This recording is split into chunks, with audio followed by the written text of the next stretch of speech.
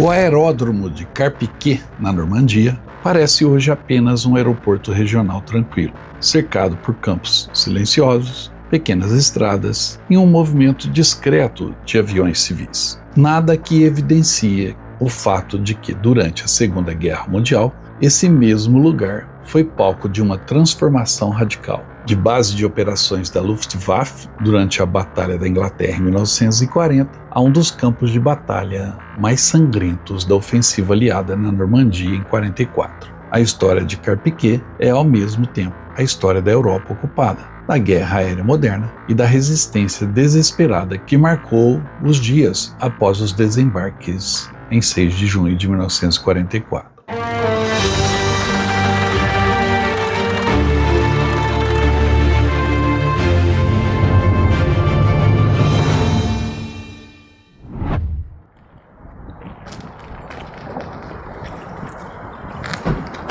Este é um dos hangares do aeroporto de Carpiquet, que fica bem aqui em frente a nós.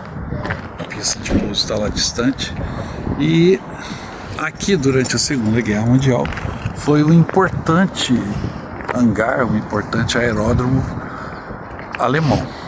Essa construção ela é originalmente francesa, da década de 30, e ainda mantém muito da característica, principalmente depois dos melhoramentos que os alemães fizeram. O aeródromo de Carpiquet era uma base fundamental para os alemães, porque daqui eles estavam a menos de 2 horas da Inglaterra. Então, durante a Batalha da Inglaterra, este hangar foi usado pelos aviões alemães e, posteriormente, até 1944, quando houve o desembarque do dia D. Com o desembarque do dia D, os aviões foram movidos mais para trás e aqui o hangar ficou como base da 12ª Divisão SS Panzer, ou seja, os Tigres, que atuaram nas praias do dia D, ficaram durante um tempo, desde junho de 44 até 9 de julho de 44, baseados aqui. Daí veio a aproximação dos canadenses, que tomaram o aeroporto. E a partir de então ele passou a ser usado como base aliada. Aqui, por exemplo, pousou o de Gaulle na sua primeira volta à França. Esse aeródromo tem muita história e hoje é um museu de Day Wings, um museu importante na Normandia em se tratando de Força Aérea. E nós vamos visitá-lo hoje para mostrar para vocês um legítimo hangar alemão da Segunda Guerra, baseado na França, e o museu que hoje ali está instalado. Vamos lá.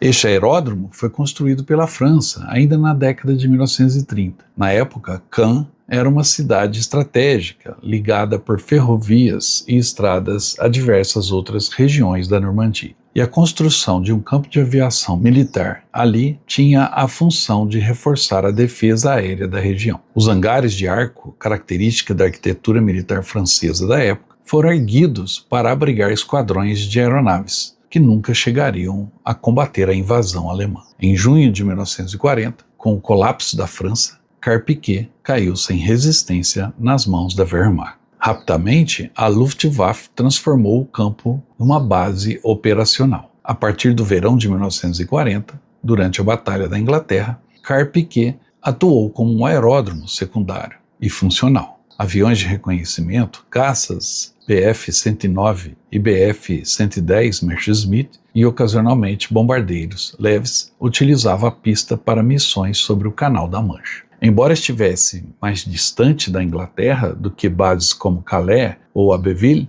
Carpiquet cumpriu um papel importante na logística alemã. Era uma área segura para reabastecimento, manutenção e para redistribuir e consertar aeronaves danificadas que vinham do fronte. A tranquilidade relativa daquele período contrasta fortemente com o que viria a acontecer 4 anos depois. Quando a Luftwaffe percebeu que os aliados ganhavam força no ar e que a Normandia poderia se tornar alvo de uma futura invasão, o aeródromo passou a receber reforços defensivos. Casamatas foram construídas ao redor da pista, trincheiras interligadas cruzaram o terreno e baterias antiaéreas foram instaladas para proteger o local. Hangares tiveram paredes reforçadas com concreto, criando verdadeiras fortalezas. Carpiquet se tornou um ponto de defesa importante da região de Caen e seria uma posição vital durante a campanha de 1944.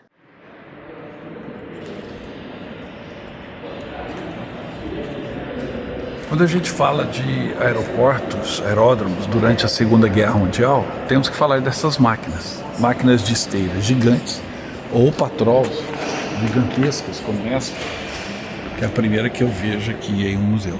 Essas máquinas foram fundamentais na manutenção das pistas durante a guerra, como vocês podem ver nessas fotos aqui.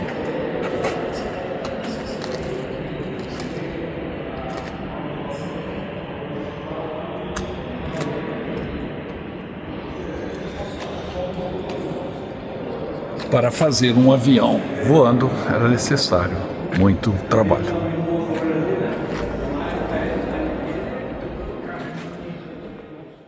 Logo após o dia D, em 6 de junho de 44, a região de Caen deveria ter sido capturada rapidamente pelas forças britânicas. Mas os alemães tinham outros planos. A 12ª SS Panzerdivision Hitlerjugend, composta por jovens soldados intensamente doutrinados, assumiu a defesa na região. Para eles, Carpiquet não era apenas mais um aeródromo, era parte de uma linha defensiva que protegia o acesso a Caen, uma cidade que Hitler havia ordenado que fosse defendida a qualquer custo. E esse custo logo se tornaria evidente.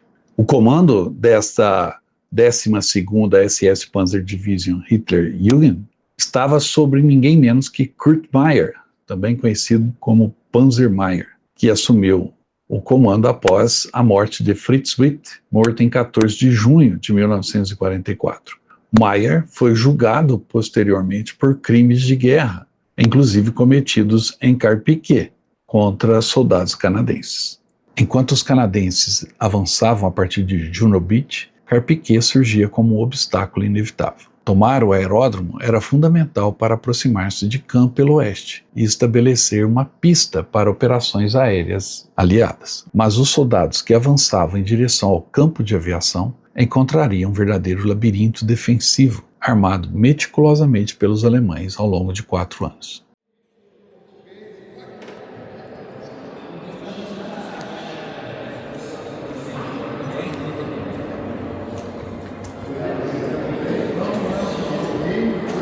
Uma das salas mais legais aqui do museu é exatamente essa sala, que eles chamam de Sala Catalina, porque tem muitos exemplares em miniatura, plastimodelos, e feitos com muito esmero. Dei uma olhada nessa coleção fantástica aqui, só aviões japoneses, nessa parte.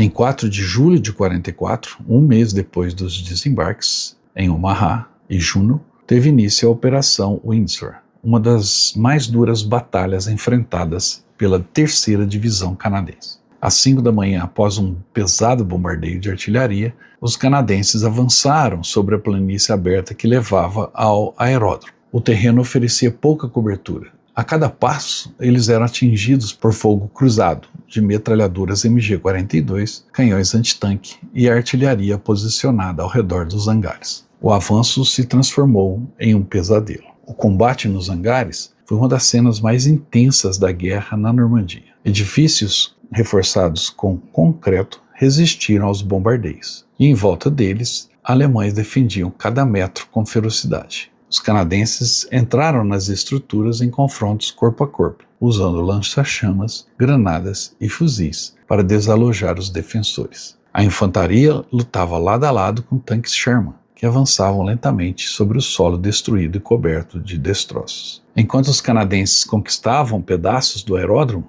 a 12ª SS Panzer contra-atacava repetidamente. Panzers surgiam das posições camufladas e cada avanço custava vidas. A luta no campo de Carpiquet durou horas, em alguns pontos dias, e o aeródromo parecia mudar de mão incessantemente. Só ao final de 4 de julho, os canadenses conseguiram afirmar controle sobre a pista, mesmo sob intenso fogo inimigo. Mas enquanto o aeródromo caía, a vila de Carpiquet, logo ao lado, continuava resistindo.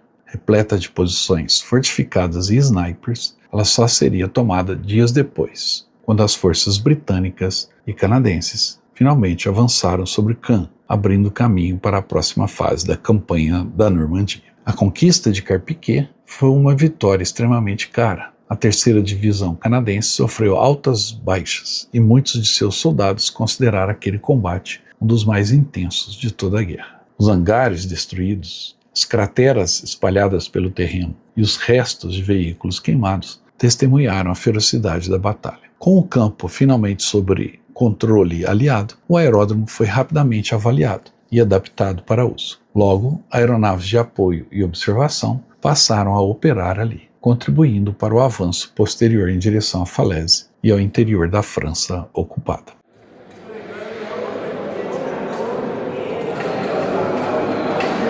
Esse talvez seja a Mona Lisa desse museu. Um legítimo balão de barragem do dia D. Durante o dia D, os aliados usaram muitos desses balões para impedir a aproximação dos aviões inimigos. E este é o único que restou em todo o mundo.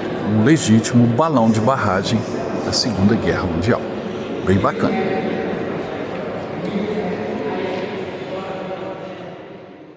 Hoje, ao visitar Carpiquet, é difícil imaginar a devastação de 1944. O aeroporto moderno funciona normalmente e a pista restaurada recebe voos regionais. Mas parte da história permanece visível.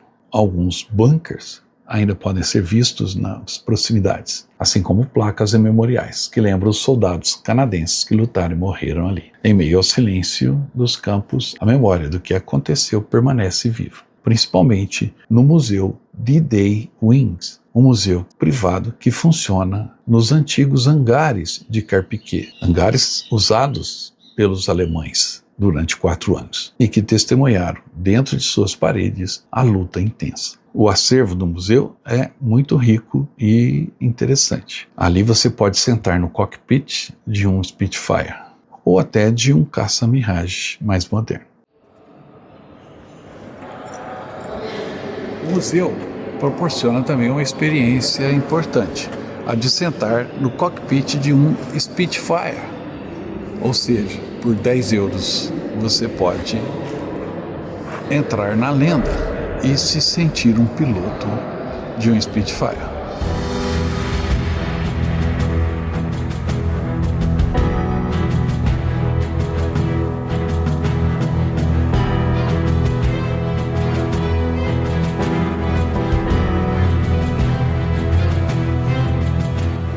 Ali também você encontra pequenos e grandes objetos usados durante a Segunda Guerra Mundial. As paredes do Museu D-Day Wings testemunharam a história. E visitá-lo, como fazemos em nosso roteiro pela Normandia, é um mergulho nesta história. Carpiquet simboliza 2 momentos completamente diferentes da guerra. A confiança alemã, de 1940, quando o aeródromo servia como plataforma para operações da Luftwaffe, e o caos de 1944, quando o mesmo lugar se tornou o cenário de um dos combates mais violentos da Normandia. É um lembrete poderoso de como um único espaço pode atravessar transformação total em apenas 4 anos, e de como a guerra molda, destrói e redefine a paisagem humana e histórica.